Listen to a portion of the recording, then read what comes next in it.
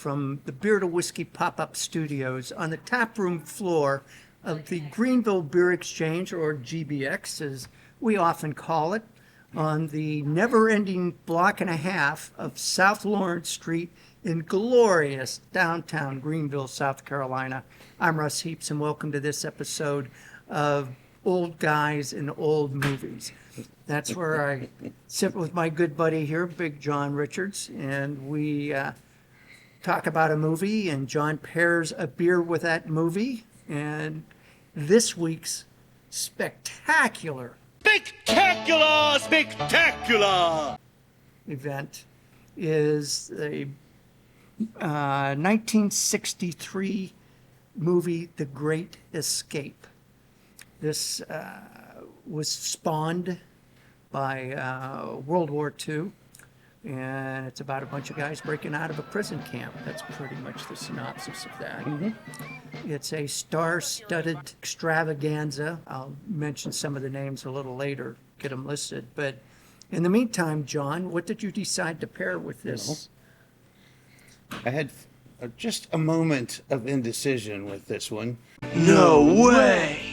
Didn't take long because we have a Edmund's Oast beer up there that I decided would be the perfect pairing for this particular extravaganza. It's called Lost in the Forest. And they spend a great deal of time trying to figure out how to get lost in the forest. And what is on the other side of the forest? And there's just was no other choice. There was no other choice for this movie. It's a West Coast IPA brewed with spruce tips, and it's got that big foresty, Christmassy pine tree thing going on, and it's really well balanced and clean, and it's good. And it, as tragic as that movie is, this beer is not. So it's we're going to balance it a little bit. A little bit. Balance act right here. Well, go. Let's taste it. Yeah. Text Miss Lily. This is going to be fun because when we first started this, Russ wouldn't even drink these. Wouldn't even smell them. Not an IPA guy. I'm still not. It's so fun. There's a little bit of grapefruit in there, but it is dominated by that big piney, sprucey. I mean, it's foresty. It is. It is chewing on pine needles. Yep, that's exactly what I was just going to say that, John. See, the little bit that I can contribute to this, you always snatch it away. Just at the last instant, too. Jeez, I was just on the verge. Well, that'll teach you to hold your tongue, Russ. Let's talk about the movie. Well, you can sip. You sip first. I'll do some filler chat. Oh, stay away, them bushwhacking, hornswoggling, crocker is gonna roll away, biscuit cutter. So, as I said, it was released in 1963. The IMDb rating on it was 8.2 out of 10. Rotten Tomatoes audience was 94%, which is pretty darn good. Solid. Yeah. Pretty darn good. Pretty solid. They had a lot of trouble getting this movie made and where they were going to make it. And it wound up being made somewhere in Bavaria. I think the site, it was a movie studio in Bavaria. They took over basically their main lot there and to film most of this.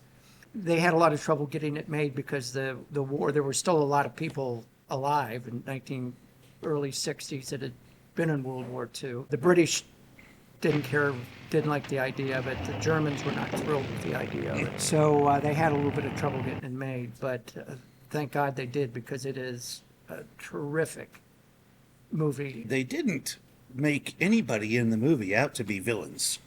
No. I mean, the Germans even the Germans were doing what they had to do. Yeah. Just following orders. Yeah, and they weren't, torturing anybody or, No. this was a prisoner of war camp, but it was mostly or exclusively officers. Yeah, it was. So they all had, beds and exercise time, and they couldn't leave, but they weren't being mistreated in any significant way. And I don't know whether it was editorial license or not, but supposedly these were the toughest group of guys to keep penned in. These were every escape artist. Yeah, they say that at the beginning of the movie. Yeah, and I don't know whether that part is true or not. However, there was a prison camp made up entirely of Allied forces, Air Forces officers, and it was called Luft 3. And the set for this was an exact replica of that prison camp, down to the latrines and the number of buildings and where they were and the gates and the guardhouses, the whole thing. They reconstructed the entire thing. And they put a little blurb up at the beginning of the movie that's just a postcard at the front that says, while the people that are represented in this movie are composites of the actual participants, the events unfolded exactly as it is recorded here. And so you don't have that much going for Right. you to say this is how it went down. Right. So anyway, the director is a guy by the name of John Sturges. And if you like old movies and old westerns in particular, he was the director of the Magnificent Seven. So he's got some credentials. He also did Bad Day at Bad Rock that came out in '55. The Eagle Has Landed, which was another World War II movie that came out in 1976. The phone you hear ringing is one of my 4 spam calls every day. I'm sure.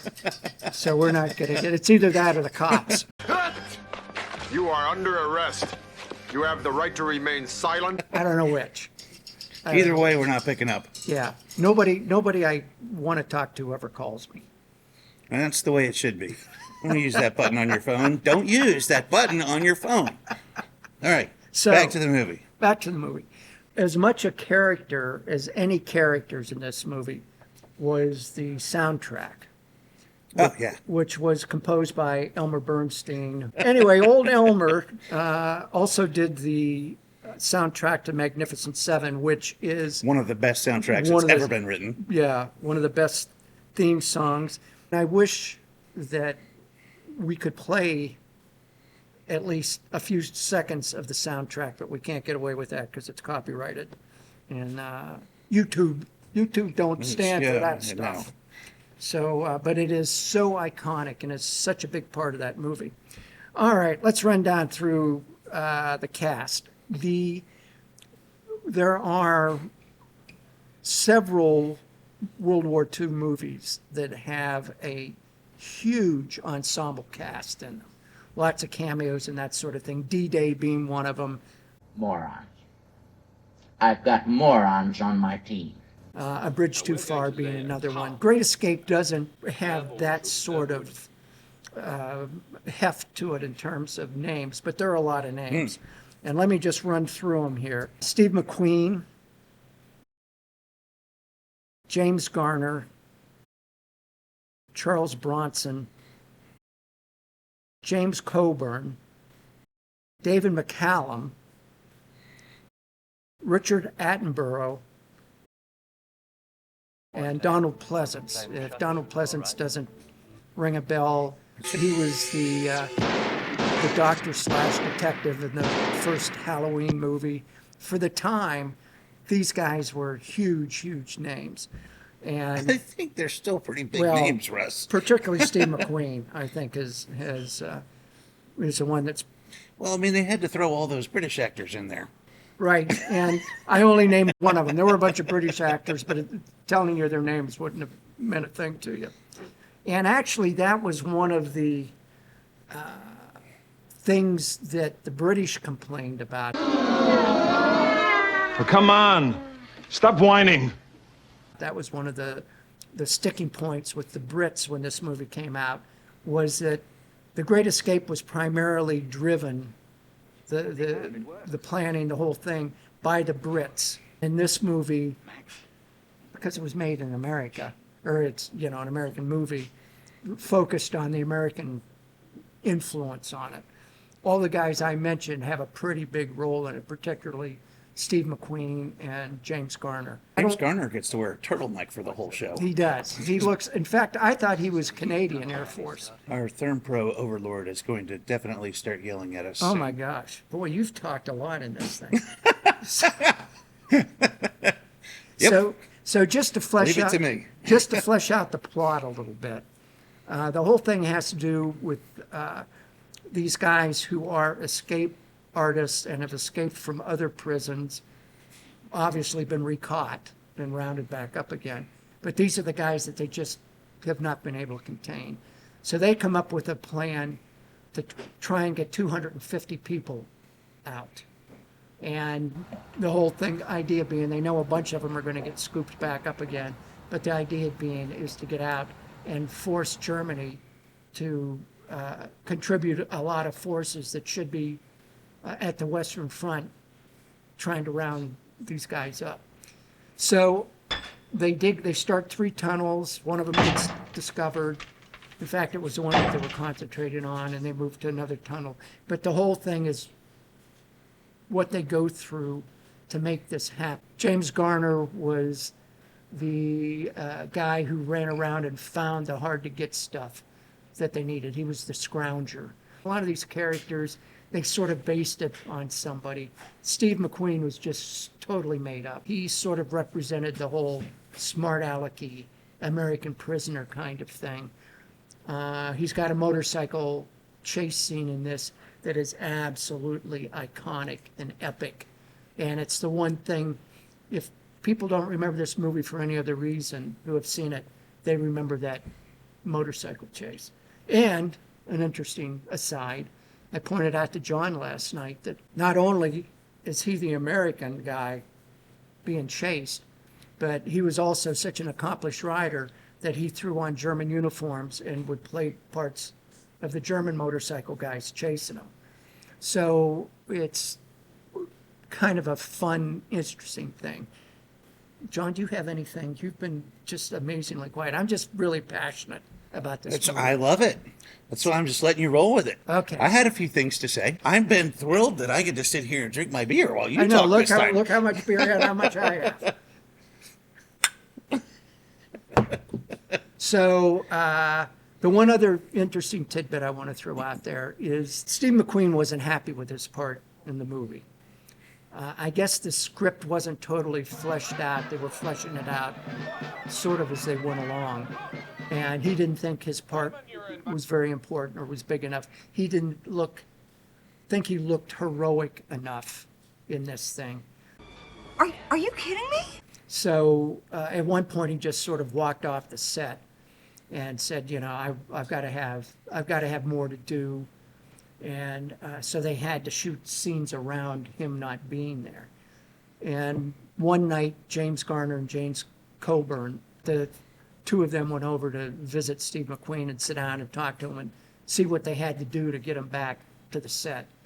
And he said, you know, I want to be heroic. And they said, you're the guy who breaks out successfully, goes and scouts all this stuff out, because they didn't even know where they were. They were surrounded by force. They had no idea what was around them. So Steve McQueen goes out, finally agrees to go out. His character, Hiltz, goes out, goes through the forest, finds where the towns are, finds where the rail station is, and then allows himself to get recaptured and comes back. And he was also called the Cooler King because he spent so much time in solitary confinement. During that period, the motorcycle chase scene wasn't originally in the script. And he had they added that in to coax him back, and he came back and they wrapped the film up. John? Now you know why I can't shut up when I talk about beer. Are we done? Yes, up we go. So that's it. I'm not going to tell you the ending, but if you've never seen it, look for Pretty it. fab movie. And if you did see it, go back and see it because it still holds up well. Do this again. So damn lucky. See you next time.